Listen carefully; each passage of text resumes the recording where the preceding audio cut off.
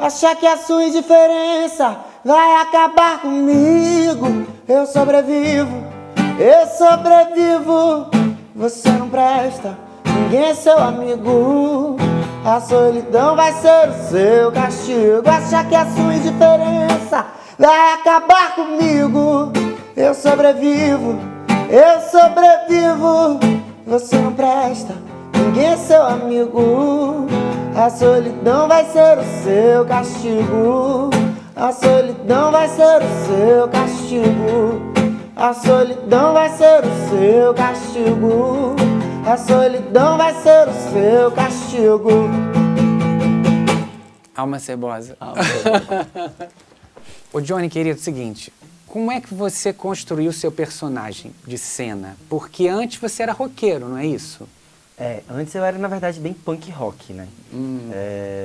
Eu vim de uma formação um pouco mais punk rock, essa coisa do Sex Pistols e as coisas que a minha mãe ouvia e tal, lá atrás. E mais provocadora também, tinha mais a ver com a coisa da angústia adolescente, da raiva adolescente e tal.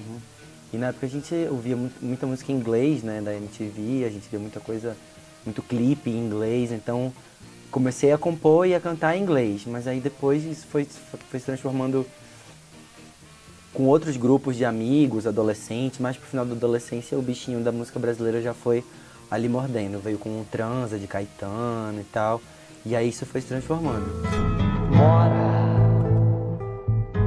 na filosofia, pra que rimar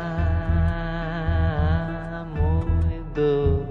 E você, nesse contexto de punk rock, de repente você pula para uma coisa ambígua sexualmente, de repente. Não, eu acho que sempre foi. Sempre foi? Sempre mesmo foi. na época do rock? Mesmo na época do punk rock. Você falou da sua mãe muito. Ela era, afinal, ela era artista ou isso era uma coisa... Minha mãe é fotógrafa. É fotógrafa. E ela chegou a dirigir alguns curtas na época como diretora e roteirista, a assinar. Foi a minha primeira influência na minha primeira grande paixão, que foi o cinema. E na época não tinha curso de cinema na faculdade, não tinha...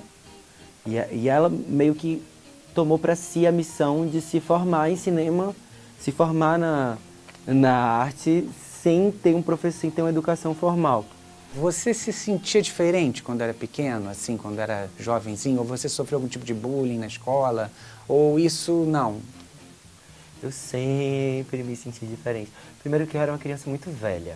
Eu gostava de falar de Eisenstein e Griffith, entendeu? E sobre câmeras e lentes de cinema, Hollywood antiga. Eu tinha paixões, assim, um verão eu estava apaixonado pela obra de... A que mais perdurou, que é Elizabeth Taylor, que era tipo, minha musa mó, que o gatinho no olho do personagem vem dela. Em Cleópatra, por exemplo. Eu sabia quantos figurinos ela tinha, quantas trocas de figurino ela tinha em Cleópatra, quanto que ela tinha recebido, tudo sobre os casamentos e a vida conturbada dela e do Star System de Hollywood. Isso me alimentava muito, muito, muito. E aí encontrar todas essas figuras depois na música de Madonna, em Vogue, Greta Garbo, Emerald, Dietrich and DiMaggio. Falei, meu Deus, ela tá falando sobre o meu universo imaginário. E eu era uma criança.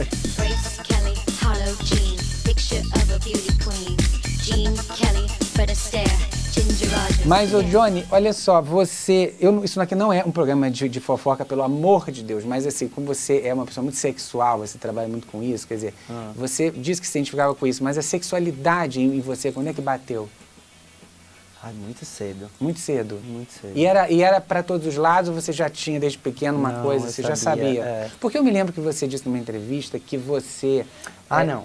Eu me apaixonei por uma menina. Pois é. Eu me apaixonei por uma menina quando eu tinha uns 14, 15 anos. E daí fez seu nome, não é isso? Tipo assim, eu encontrei essa menina no colégio, ela era completamente livre e foda-se, sabe, pro mundo. Ela não tava afim de ser rotulada, ela tava afim de viver e ela tinha aquela coisa meio azul, a cor mais quente, sabe? Tipo, ela tinha cada semana um cabelo de cor diferente.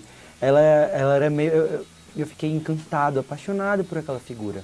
E eu realmente fiquei apaixonado de verdade. Mas isso não me assustou, porque eu fui criado num ambiente muito livre. Sem rótulos. Sem rótulos. Barato Minha mãe isso. disse que ela tomou um choque quando ela, sem querer, abriu a porta. E eu tava lá, finalmente, com essa minha namorada, você era muito entendeu? novo, né? Eu era muito novo. Ela falou, meu Deus, eu pensava que ele era gay. Ela chegou pra mim e falou muitos anos depois. E foi lindo, porque o meu nome veio dali, né? A galera xingava ela, escrevia no orelhão do colégio, imagina. Não tinha celular, né? Escrevia no orelhão do colégio assim, diz que puta, e botava o número dela embaixo. Nossa Tu Senhora, crê? é muito louco isso, hein? Aí eu falei, puta que pariu. Essa Que mulher. é isso? Ninguém vê que isso tá tudo errado. Que essa menina é o máximo. E esse bando de macho pode, entendeu? Nossa. Esse bando de macho pode tá atacando uma menina que é o máximo e ninguém faz nada. Eu falei, meu Deus. E aí quando a gente começou, e aí eu fiquei, né, fã dela, virei grupo dela. E aí quando a gente finalmente começou a namorar, eu falei, meu Deus, meu sonho, estar próximo dessa menina que é o máximo, não sei o quê. E aí ela era muito apaixonada por David Bowie, né? Aí pronto. fudeu, porque David Bowie sempre foi minha paixão, né? E a dela também. E aí tem Moon Age Daydream que ele fala I'm an alligator, I'm a mama papa coming for you, I'm the space invader, I'll be a rock and rollin' bitch for you. E aí a gente cantando isso um pro outro, gritando, adolescente assim, I'll be a rock and rollin' bitch for you. E aí eu pensei, não, meu nome tem que ser então Johnny Bitch, mas Johnny Bitch ficava meio assim, né, meio solto. Aí eu fui lá no dicionário, Hooker, Johnny Hooker, né, tipo, é mais impositivo, é mais provocador, é mais, dá uma ideia de alguma coisa mais crescendo em cima de alguém. Entendi. Meu amor, não mais deixes escapar nenhum desejo do teu olhar de pecados proibidos, esquecidos, respirando na... Apesar de todas essas suas referências gringas, eu sinto no seu trabalho, mais que você cante blues e uma pegada pop rock, o seu primeiro disco, eu senti uma coisa brasileira nele. Muito forte, assim, como se fosse um cabaré, mas não o cabaré da Maiara e Maraísa, não o cabaré da Cida Moreira, não o cabaré da... o cabaré de Recife. É um outro tipo, né? É de Recife. E eu tava fazendo um programa um dia desses, e aí me perguntaram assim, é engraçado, né? Sua música tem sempre o metais, tem sempre o trombone, o trompete, não sei o quê. E eu nunca tinha parado pra pensar por que minha música tem isso. E aí eu fiquei, né, cutucando as coisas na cabeça e falei, meu Deus, é lógico. Por que a minha música tem metais sempre? Porque eu fui criado em Recife, fui criado com frevo, tocando no meu pé do ouvido, desde que eu me entendo por gente. Entendeu? Apesar de todas as referências gringas, eu fui criado num lugar que tem frevo, que tem o maracatu, que tem o coco, que tem os caboclinhos. Um lugar efervescente. E eu senti isso. Eu vi o Mangue Beach ali, pequenininho. Meus pais eram amigos de Fred 04, de Chico. Eu me lembro de encontrar nos carnavais com o Chico. Teve um carnaval que a gente se encontrou. E aí a gente trocou de fantasia, porque eu tava emburrado, porque eu não tava gostando da minha fantasia. Ele tava com fantasia de Chapolin colorado. Isso e aí você pequenininho, pequenininho. né? Ele me deu a camisa dele, ficou assim, desse tamanho. Sabe? Nossa. Tipo, apesar de todas as referências gringas do meu avô gringo, meu avô irlandês, que eu mal e porcamente conheci, eu fui criado por dois sertanejos, né? Tipo assim, minha avó e meu avô parte de pai, eles são... O meu avô é do Crato e minha avó é de Acari, do interior profundo do Rio Grande do Norte. Então tá no sangue, tá né? no sangue. Você é bem brasileiro, essa miscelânea de informações e mais a cultura pop que veio pela televisão e pela rede. Exatamente, é tipo Morrissey, Irish Heart, sertanejo Blood, entendeu? É tipo meio assim. Ou seja, ele ainda vai gravar a música da Inesita Barroso, tá? Do repertório dela. Aguardem, Johnny Hooker. Sim. Ainda vai rolar. Amo Inesita. E agora é o seguinte, não tenho como não te perguntar uma coisa dessas. Assim, a gente vive uma época que existe um monte de caras maravilhosos, que na minha opinião, a gente estava até falando isso no carro, né? Sim. Que um monte de caras... eu não gosto de falar andrógeno, porque parece que o andrógeno é o sem sexualidade. Eu falo do ambíguo, porque é como se fosse tudo ao mesmo tempo, né? Que é o que eu sinto em vocês. E muitos cantores bons surgindo ao mesmo tempo, e travestis também, cantoras e tudo mais. Que é uma coisa, assim, não é inédita, porque na década de 70, travesti não, mas tinha aqueles que a gente conhece, muito bons. E de repente, agora, 40 anos depois, essa nova geração que você foi um dos primeiros a despontar, é a nova contracultura? Eu acho que nem chega a ser contracultura, Rodrigo, porque não tá nesse lugar. Eu acho que tá num lugar muito mais pop do que um lugar, sabe?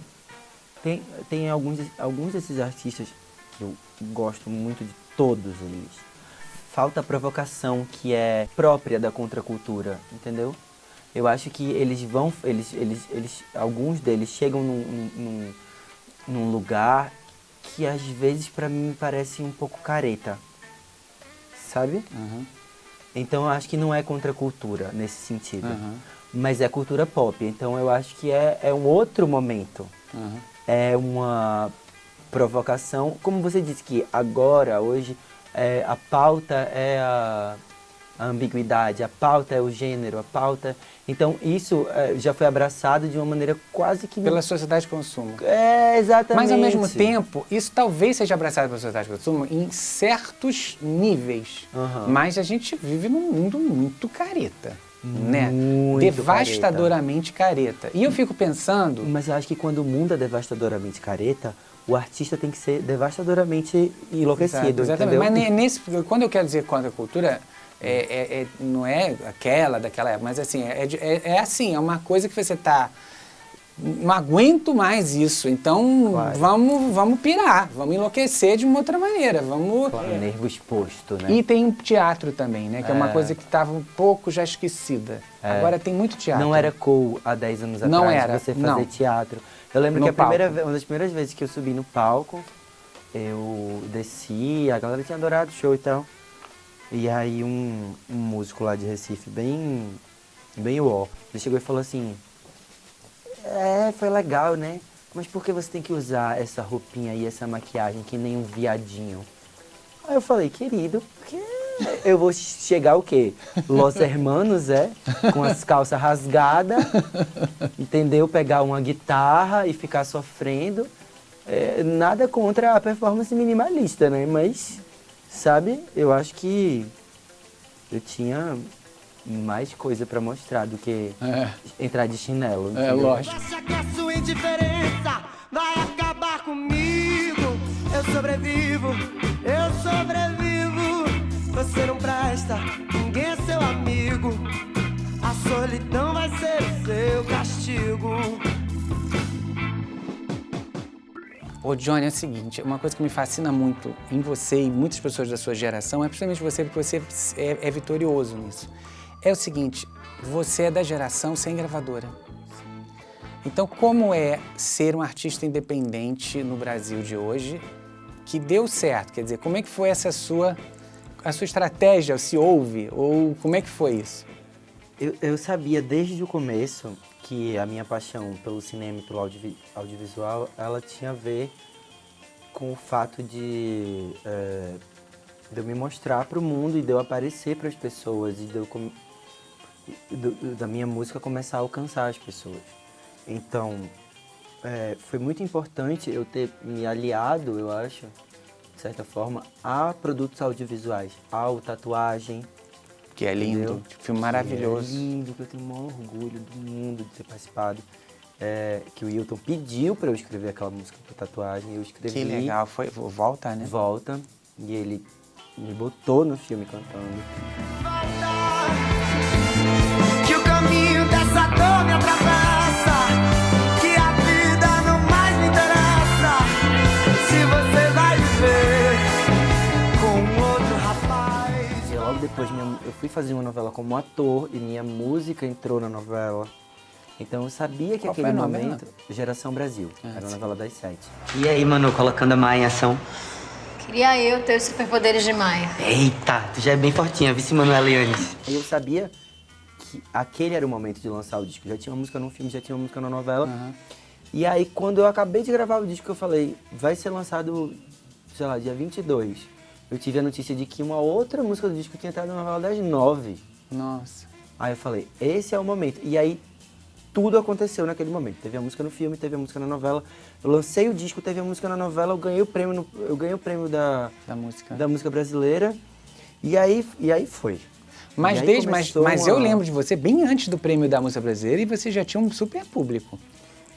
Mais ou menos. Depois das novelas, eu sabia que se eu tivesse um produto bom e tivesse algum dinheiro para investir na divulgação desse produto, Que daria certo. daria certo de alguma maneira. E você Eu também... não imaginava que daria certo, assim, desse essa explosão toda. Eu sinto como se fossem bolhas de mercado dentro da internet, assim. Você vai num show seu, tá cheio de gente. Mas, por exemplo, minha mãe não sabe quem você é, tá entendendo? Sim. E antigamente, quando um artista era... Até hoje... Mas aí num nicho mais de música massificada. Por exemplo, minha mãe pode não gostar da Cláudia Leite, mas ela sabe que ela existe. Porque é tão massificado, né? Tem ainda alguém com dinheiro pra botar na TV, pra botar no rádio, pra botar em tudo que é lugar. Que, mesmo que você nunca não sabe, quer nem ouvir falar, né? Mas você sabe que ela existe. Alguém com muito dinheiro. Muito dinheiro. Então eu tô te falando isso, que assim, você conseguiu ter um público cativo, mas ainda não é uma coisa nacional, ainda não é todo mundo que sabe quem você é, os mais velhos, com certeza. né? Mas você conseguiu uma coisa incrível, que é ter público. Porque quantos artistas independentes eu conheço que estão ralando, até fazem clipes, mas até não fazem músicas ruins, às vezes, fazem até músicas boas, mas não conseguem ter um público, né, Johnny? Então você acha que isso também tem a ver...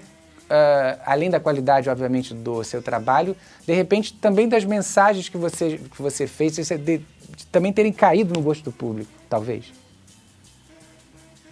Eu acho que... não sei, às vezes o momento coincidiu. Como a gente estava falando ali há 10 anos atrás, não era cool ser quem eu sou. Mas aí, de repente...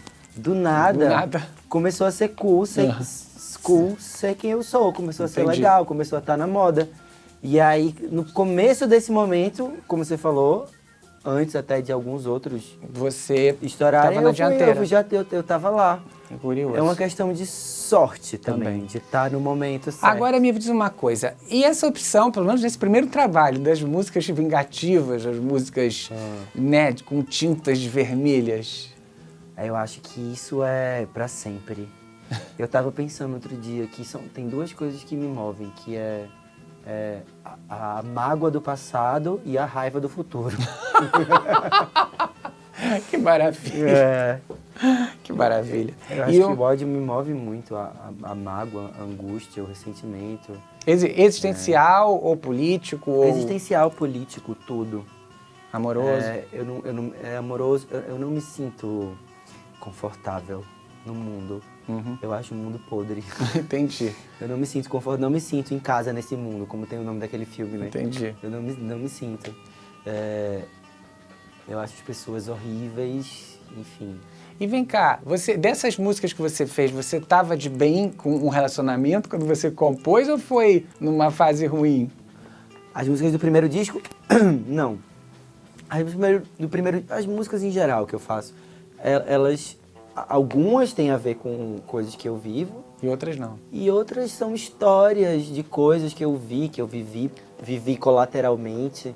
Histórias de amigos meus, histórias de familiares, histórias de pessoas conhecidas. Entendi. Histórias que eu li no jornal, entendeu? E agora que, né, parece que né, você está mudando um pouco de vida, né, que passou por uma desilusão aí, agora então o disco deve vir aí, nossa senhora. Nem vem. Não! Não, ele vem, claro, né, porque eu sou assim, mas ele vem mais adulto, eu acho. Ah, entendi. Tem essa raiva, tem essa mas de uma outra maneira. Mágoa. Mas ela já tá num momento um pouco mais adulto, assim, tá bom, tô magoado aqui, tô puto pra caralho, mas você fique aí e eu fico aqui. Porque, entendeu? Foda-se. Eu não quero mais, entendeu? A minha mágoa é só minha. Entendi. Sabe? É um momento... Controlador? É virginiano você, não? Não, Deus me livre. Eu sou. Creio em Deus Pai. Vá se abençoar em algum lugar, menino. Já tô fazendo isso. Você ainda pensa em mim quando você fode com ele.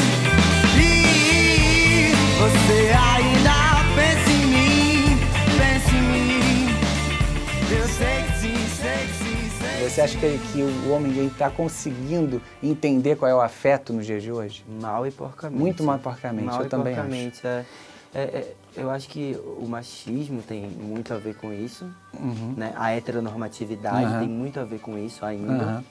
Nossa, imagina como era há 40 anos atrás. Completamente. Nem existia, né, basicamente. Mas, assim, eu já vivi relacionamentos em que a outra pessoa era extremamente heteronormativa, sabe? Eu tive que ensinar cultura gay pra outra pessoa, entendeu? Tipo assim, quem é Madonna? Meu amigo, você não faz essa pergunta. É feio. É feio. Deixa de ser herege. Tem gays que não sabem. Tipo assim, eles não têm a mínima noção de passado.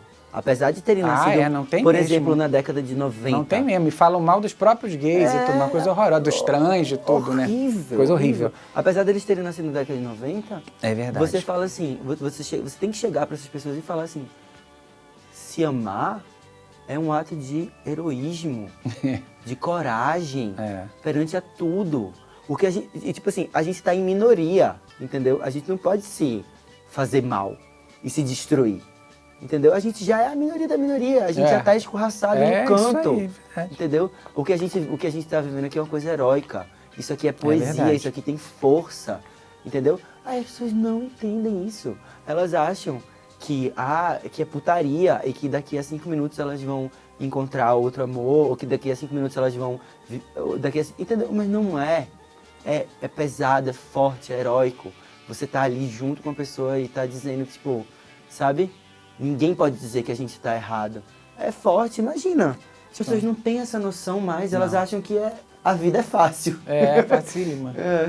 Bom, eu sou muito fã desse cara, assim, eu inclusive botei a música eu vou fazer uma macumba pra te amarrar no show da Sandra Pérez e da Du Moraes, que eu dirigi, Duas Feras Perigosas, que ficou um barato.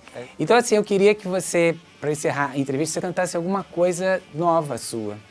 Alguma música nova, que eu vou me derreter aqui por ele, tá, gente? Eu vou ficar aqui, que isso vou fazer inveja a vocês, porque eu tô aqui com ele. Desculpa.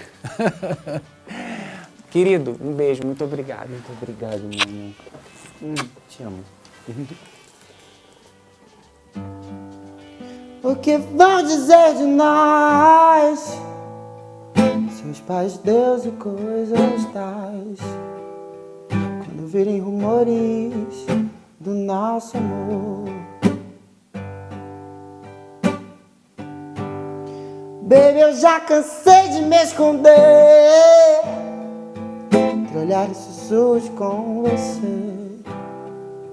Somos dois homens e nada mais. Eles não vão vencer, baby, nada de ser em vão.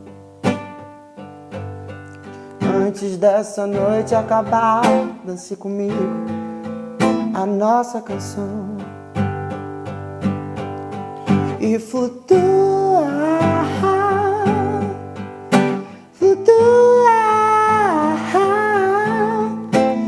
Ninguém vai poder querer nos dizer como amar e flutua, flutua. Ninguém vai poder querer nos dizer como amar.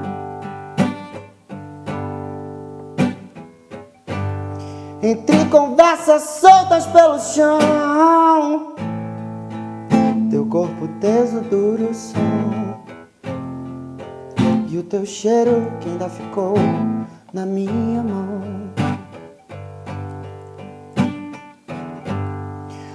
Um novo tempo há de vencer, pra que a gente possa florescer e, baby, amar sem temer. Eles não vão vencer, baby, nada de ser em vão. Antes dessa noite acabar, baby, escute, é a nossa canção. E flutua, flutua. vai poder querer nos dizer como amar. E flutuar, flutuar. Ninguém vai poder querer nos dizer como amar.